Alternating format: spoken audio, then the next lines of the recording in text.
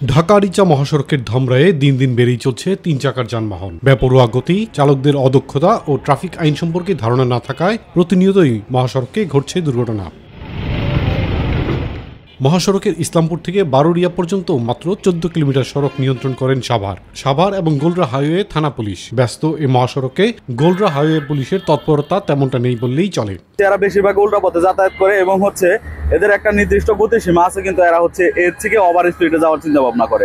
রুগী দেখে উঠছি, আবার তো দুই ইসলামপুর হাসপাতালে নিতে হবে। মহাসড়কে চলাচল করা ৩ চাকার যানবাহন হাইওয়ে পুলিশ আটক করে ২-১টি মামলা দেওয়া হলেও অদৃশ্য কারণে বেশিরভাগ যানবাহন ছেড়ে দেওয়ার অভিযোগ রয়েছে গোলরা হাইওয়ে থানা পুলিশের বিরুদ্ধে।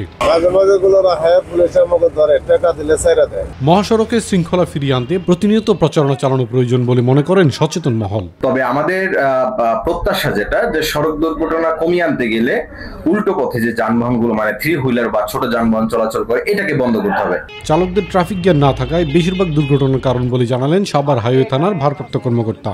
লোকাল লাইনের গাড়িগুলো যখন এতে উঠে যায়, আপনার মূল সড়কে উঠে যায়, তখন যান চলাচলে বিঘ্ন সৃষ্টি করে, যার কারণে জট তৈরি হয়। স্বল্প জনবল দিয়েই সর্বোচ্চ সেবা দেওয়ার চেষ্টা করছেন বলে জানান হাইওয়ে পুলিশের গাজীপুর রিজিয়নের এসপি।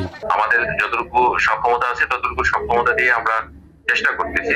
তো আমরা ট্রাই করতেছি আমাদের হাইওয়ে পুলিশ হাইওয়েতে যাতে কম আসে বা আসতে না পারে, ঠিক আছে, বা আসলেও তাদেরকে নিবারণ করা, তাদেরকে ফেরত পাঠানো, এগুলো কাজ আমরা করতেছি। ইলিয়াস কমল, মাই টিভি।